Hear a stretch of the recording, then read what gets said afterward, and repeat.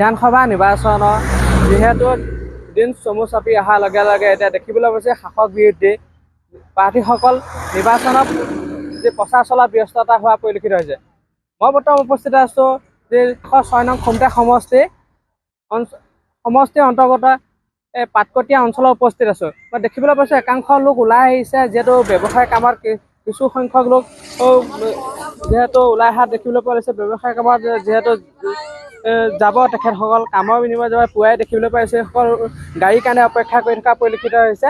মই এজন দাদা পাইছোঁ, দাদাৰ পৰা মন্তব্য ল'ব বিচাৰিছোঁ। কি ক'ব, যিহেতু সমাগত বিধানসভা নিৰ্বাচন, যিহেতু 106 নং যি খুমটা সমষ্টিৰ বিধানসভা নিৰ্বাচনলৈ যিহেতু চমু চাপি আহিছে, এতিয়া আপোনালোকৰ মাজলৈ যিহেতু প্ৰাৰ্থীসকল আহিব, যিহেতু প্ৰাৰ্থীসকল আহিছে বুলি জানিব পাৰিছোঁ, কি ক'ব, কি দেখিছে, কি ক'ব, আগৰ বিগত 5 বছৰ চৰকাৰখনে কি কাম কৰিলে, কি ক'ব? হয়, ধন্যবাদ।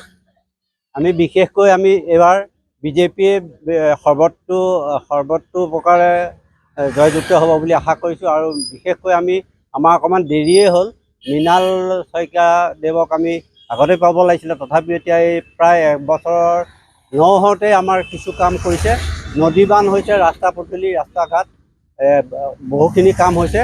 বিশেষকৈ আমাৰ ইয়াত যে পাৰ্টি নাহক বিজেপিয়ে জয়যুক্ত হ'ব বুলি আশা ৰাখিছোঁ। হয়, নিশ্চয়কৈ গৌৰৱ এইসকল ৰাইজ ওলাই আহিছে। মই এজন যুৱ প্ৰজন্ম দেখিছোঁ, তেখেতৰ পৰা যিহেতু যুৱ প্ৰজন্মই বিধানসভা নিৰ্বাচনত যিহেতু মেইন ভূমিকা ল'ব বুলি যিহেতু চৰকাৰখনো কৈ থকা দেখা পৰিছে, এই ক্ষেত্ৰত কি ক'বা? হয়, যুৱ প্ৰজন্ম বিশেষকৈ আমাৰ এতিয়া বৰ্তমান যুৱ প্ৰজন্মই বুজি পাইছে কথাবিলাক, যে আমাৰ ইমানখিনি নিবনুৱা সমস্যা আছিলে দেশত, সেইখিনি সমাধান কৰিব পাৰিছে এইখন চৰকাৰে। আৰু তদুপৰি আমাৰ স্থানীয় সমস্যাখিনিতো ক'বই নালাগে, নদী বান্ধৰ পৰা ধৰি লৈ ৰাস্তা পদূলি বিভিন্ন ধৰণৰ আঁচনিখিনিও সফল ৰূপায়ণ হৈছে এইখন চৰকাৰৰ দিনত। অন্যখিনিতো মই ক'বলৈ নাযাওঁ, অন্য চৰকাৰৰ দিনত এই বিশেষকৈ আঁচনিবিলাক দিওঁতে আপোনালোকৰ সেই 50-50 হৈছিলে, 50% মানে বেলেগক সেইসকলক দিব লগা হৈছিলে।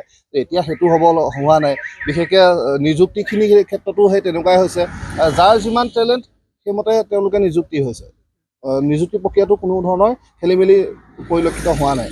গতিকে বিজেপি চৰকাৰখন আৰু এতিয়া আমি ভাল পাইছোঁ ৰাইজে। গতিকে যুৱ প্ৰজন্মইতো আৰু গোটেই কথাখিনি লক্ষ্য ৰাখিছেই। গতিকে ভোটটো আৰু এইবাৰ বিজেপিৰ সপক্ষতে যাব। আৰু বিশেষকৈ আমাৰ ইয়াত মৃণাল শইকীয়াদেৱকতো আৰু বেয়া পোৱা য়ংষ্টাৰখিনি নায়েই, গোটেইখিনিয়ে মৃণাল শইকীয়াদেৱক ছাপোৰ্ট কৰেই। গতিকে তেওঁ ইয়াত নিৰংকুশ জয়যুক্ত হ'ব ইয়াত। আন এজন দাদা দেখিছোঁ, দাদাৰ পৰা মন্তব্য কৰিছোঁ।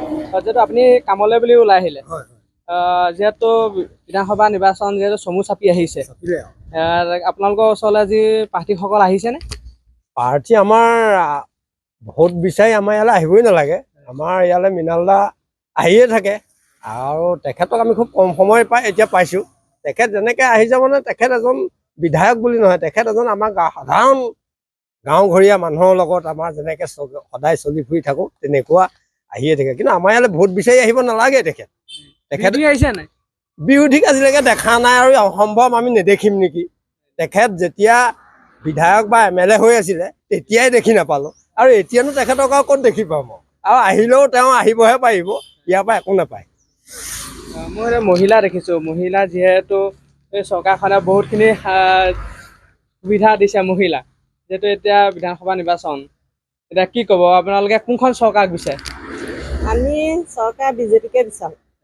আমি বিজেপিকে অবিহনে আমি বেলেগক ভোট কেতিয়াও নিদিওঁ। কিয় বিচাৰে? আমি কিয় বিচাৰোঁ আমাৰ এতিয়া বিজেপি চৰকাৰে আমাৰ যিখিনি সা সুবিধা দিছে, আমাৰ আগৰ কংগ্ৰেছ চৰকাৰে আমাৰ একো সুবিধা নাপালোঁ। সেইকাৰণে আমি এতিয়া বিজেপি চৰকাৰকে ভোট দি আমি জিকাম বুলি ভাবিছোঁ। হয়, নিশ্চয় ক'ব লাগিব। এইসকল যিহেতু পুৱাই ওলাই আহিছে, কিছু সংখ্যক কামলৈ বুলি ওলাই আহিছে, কিছু সংখ্যক ব্যৱসায়ৰ ক্ষেত্ৰত যিহেতু নিজৰ নিজৰ কামত ওলাই আহিছে। মই যিহেতু 106 নং খুমটা সমষ্টি যি পাটকটীয়া অঞ্চল, এই অঞ্চলটোৰ পৰা যিহেতু বিধানসভালৈ যে ৰাইজৰ মনোভাৱখিনি আমাৰ আগত যিহেতু দাঙি ধৰিলে।